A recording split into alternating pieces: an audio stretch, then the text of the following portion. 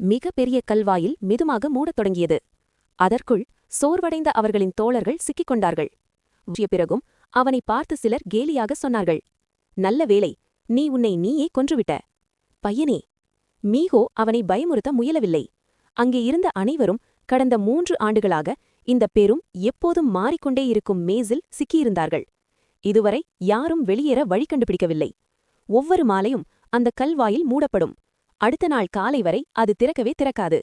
இரவு நேரத்தில் யாரும் உயிருடன் தப்பியதில்லை. ஏனென்றால் வாயில் முழுவதும் மூடியவுடன் உள்ளே இருக்கும் அரக்கர்கள் சுதந்திரமாக அலைவார்கள். அதனால் தாமஸ் மற்றும் மீகோவுக்கு வேறு வழியில்லை. காயமடைந்த தங்கள் நண்பனை தூக்கிக் கொண்டு ஒளிய ஒரு இடம் தேடி அவர்கள் அவசரமாக ஓடினார்கள். அரக்கர்களின் கர்ஜனை மேலும் மேலும் அருகில் கேட்டது.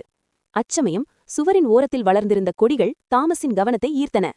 இரவு விழுந்தபோது அவர்கள் தங்கள் நண்பனை அந்த கொடிகளில் கட்டி வைக்க முடிந்தது. ஆனால் வெற்றி பெறப்போகும் அந்த நொடியில் நடைபாதையின் கடைசியிலிருந்து ஒரு பயங்கர அரக்கன் தோன்றியது. மீகோ உடனே பதற்றமடைந்தான். நண்பனை அங்கேயே விட்டுவிட்டு தான் மட்டும் ஓடினான். தாமஸ் மட்டும் தனியாக போராடி நின்றான். திடீரென்று பயத்தில் உறைந்த தாமஸ் ஓடத் தொடங்கினான். ஆனால் அந்த அரக்கன் எப்படியும் அவனை கண்டுபிடித்தது. சில நொடிகளில் அவன் மூலையில் சிக்கினான். பயத்தில் ஓடத் தொடங்கினான். அரக்கன் அருகே வருவதை பார்த்த தாமஸுக்கு ஒரு துணிச்சலான யோசனை தோன்றியது. அவன் வேகமாக ஓடத் தொடங்கினான். தனது குதிரையை வேதிப்பதற்காக அந்த கொடிகளை பயன்படுத்தினான். அதே நேரத்தில் மீகோ திடீரென மீண்டும் தோன்றினான். அவன் தாமஸை பிடித்து இருவரும் மீண்டும் ஒந்துவிட்டார்கள் என்று அனைவரும் நினைத்தார்கள்.